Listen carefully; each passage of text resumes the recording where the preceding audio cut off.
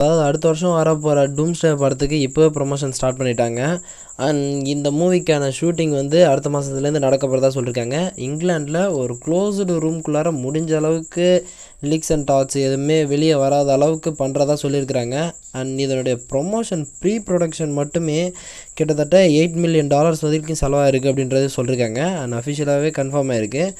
ப்ரொடக்ஷனுக்கு இந்த அளவுக்கு போட்டு செலவு பண்ணிகிட்ருக்கிற ஒரு மூவின்னு சொல்லலாம். அண்ட் இதுதான் இது வரைக்கும் வந்த அவெஞ்சர்ஸ் மூவிஸ்லேயே ஹெவி பட்ஜெட் மூவியாக இருக்குன்றாங்க. ஆல்மோஸ்ட் ஒரு 1 பில்லியன் கிட்டத்தட்ட இந்த மூவிக்கான பட்ஜெட் இருக்குன்னு சொல்லியிருக்காங்க.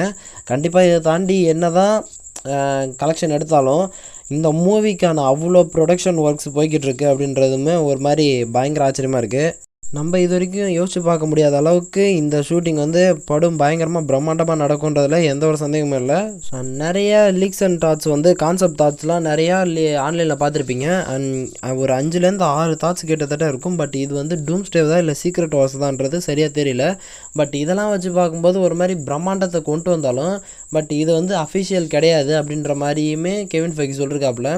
பட் அப்படி விட்டுற முடியாது. ஏன்னா இந்த லீக்ஸ் அண்ட் தாட்ஸ்லாம் ஷீஹல்கில் ஒர்க் பண்ண ஒரு ஆர்டிஸ்ட்டோடைய பர்சனல் ப்ரைவசியில் இருக்கிற அந்த ஃபோட்டோஸை வந்து யாரோ ஒருத்தன் ஹேக் பண்ணி ஆன்லைனில் லீக் பண்ணதாக சொல்லியிருக்கிறாங்க. பட் எனக்கு தெரிஞ்சு இது எல்லாத்தையுமே ஒரு ஐடி மார்க்கெட் டீமை வச்சு கெவின் ஃபெய்கியே ஒரு ஹைப்பை க்ரியேட் பண்ணுறதுக்காக பண்ணியிருக்கலாம். பத்தாத குறைக்கு ரூசோ பிரதர்ஸ் வேறு எலக்ட்ரிக் ஸ்டேட் அப்படின்னு சொல்லிட்டு ஒரு மூவி ரிலீஸ் பண்ணியிருக்காங்க. அண்ட் அந்த மூவிக்கான ப்ரொமோஷன் போன இடத்துல போகிறோம். அந்த மூவியை பற்றின எந்த ஒரு கேள்வியுமே வராமல் டூம்ஸ்டே மூவியை பற்றி எல்லாருமே கேட்குறதாட்டி அதை தவிர்க்க முடியாமல் ஒரு சில விஷயங்களை சொல்ல வேண்டியிருக்கும்போது நிறையா இந்த மூவிக்கான அப்டேட்ஸ் வந்து இன்னும் பல கிடைக்கிறதுக்கு பாசிபிலிட்டி இருக்குது.